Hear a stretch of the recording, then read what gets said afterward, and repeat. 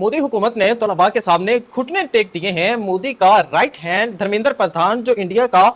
मरकजी वजीर तालीम था, उसने तलबा के एक बहुत बड़े एहतजाज के बाद जो है वो इस्तीफा दे दिया है और इंडिया की गवर्नमेंट ने, वजीर आजम ने जो है उसका इस्तीफा मंजूर करके उसको घर भेज दिया है। हुजूर वाला दोस्तों, इंडिया के अंदर इस वक्त लाखों स्टूडेंट्स का, तलबा का तूफान जो है वो उमड़ आया था कि जिसके बाद इंडिया की नरेंद्र मोदी की सबसे बड़ी जो विकेट है धर्मेंद्र प्रधान, उसको इस्तीफा देके तलबा ने घर भेज दिया है। ऐसी तहरीक चली है कि जिसका नाम CJP कॉकरोच जनता पार्टी है। ये एक ऐसी पार्टी है कि जो एक तंजिया, एक मजाक के तौर पे सामने आई थी, लेकिन आज जो है इसके फॉलोअर इतने ज्यादा हो चुके हैं कि खुद मोदी जो है वो अपना सर पकड़ के बैठा है और जो है जितने भी इंडिया के सारे सियासतदान है वो हैरान है कि यार ये ऐसा हो कैसे गया कि इतने बड़े लोग, इतने ज्यादा लोग, इतनी बड़ी जो एक तादाद है लोगों की, वो कैसे इकट्ठी होगी। तो इसके पीछे भी एक कहानी है कि इंडिया के अंदर एक इम्तिहान हुआ था जिसको नीट का इम्तिहान कहा जाता है, और इसके अंदर ऐसी धांधली हुई कि जितने भी बच्चों ने इम्तिहान दिए सब के सब जो है वो A ग्रेड में पास हो गए। जिसके बाद जो है अदालत ने बयान दिया 2 दिन बाद कि ये जो पर्चा हुआ है ये दोबारा इम्तिहान लिया जाएगा, चूंकि इसमें जो पेपर था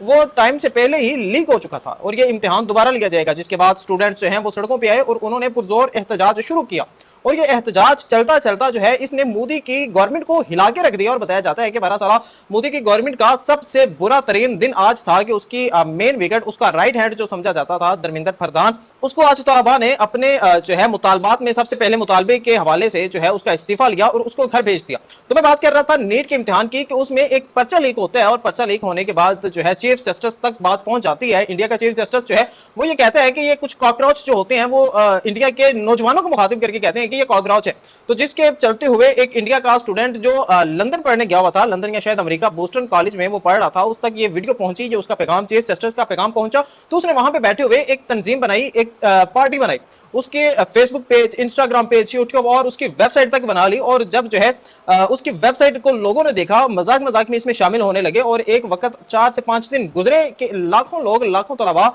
इसमें शामिल हो गए। और इस वक्त इसकी तादाद, इसके फॉलोअर्स की तादाद तकरीबन 17 से 18 मिलियन है। अगर हम बात करें बीजेपी की, कि जो भारतीय जनता पार्टी, मोदी की जो जमात है, उसके अगर फॉलोअर की बात करें तो वो इस वक्त 8 मिलियन है। अगर हम कांग्रेस की बात करें तो उसके फॉलोअर्स की तादाद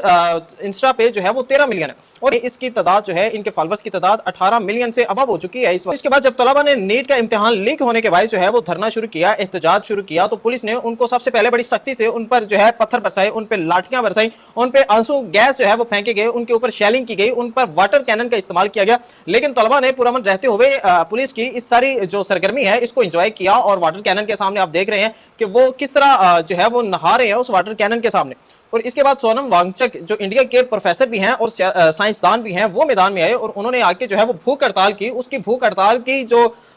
खबरें हैं वो इतनी ज्यादा वायरल हुई कि पूरे हिंदुस्तान से लोग इकट्ठे हो गए। जो इनका मरकजी मुकाम था कि जहां से इस धरने को, इस एहतजाज को, इस प्रोटेस्ट को लीड किया जा रहा था, जंतर मंतर के मुकाम पे लाखों की तादाद में तलबा, किसान, आम आदमी और वो लोग जो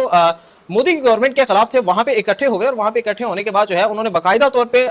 सोनम वांगचुक के साथ जो है अपनी भूख हड़ताल का आगाज किया और 25-26 दिन तक सोनम वांगचुक के साथ साथ दीगर दोस्तों ने, दीगर लोगों ने जो है वहां पे भूख हड़ताल की और बाद में रजाकाराना तौर पे जो है वो भूख हड़ताल को खत्म किया और धरना अभी तक जारी है। और अभी हम देख रहे हैं कि किस तरह पंजाब से जो सिख बरादरी है, सिख कम्युनिटी है, वो गाड़ियों पे, ट्रैक्टरों पे जो है अपने अपने ट्रैक्टर्स पे जो इस तरफ आ रहे हैं, दिल्ली की तरफ आ रहे हैं। और अगर हम बात करें कि कोलकाता और बड़े बड़े शहरों से जो है हजारों की तादाद में ट्रेनें भर भर के जो है वो दिल्ली आ रही हैं कि जहां पे इनका पार्लियामेंट है और पार्लियामेंट के सामने इन्होंने धरना दिया हुआ है। और इसके अलावा दीगर बताया जा रहा है कि इंडिया के मुख्तलिफ जो शहरों, बड़े बड़े शहर हैं, उनके अंदर भी ये प्रोटेस्ट, ये धरना जारी है। और इस वक्त ये जो कॉकरोच जनता पार्टी है, जो एक मजाक में बनाई गई पार्टी थी, ये अब इस वक्त नजर में आ रहा है कि बेस्ट जो अपोजिशन जमात, सबसे बड़ी अपोजिशन जमात बन चुकी है कि जिसमें इंडिया के वो लोग के जो बेरोजगार हैं, वो पढ़े लिखे लोग जो सुस्त भी हैं, जो बेरोजगार भी हैं, कि जिनको कमाने वाला कोई नहीं है और मोबाइल के पुजारी हैं, इसमें वो लोग शामिल हो रहे हैं। और इसके बाद वो लोग कि जिनको हक नहीं मिल रहा, वो अपने हक के लिए, अपने हक के हुसूल के लिए इस जमात में शामिल हो रहे हैं। तो ये एक इतनी बड़ी सियासी पार्टी बन चुकी है कि जिसने आते ही जो है चंद रोज के एहतजाज के बाद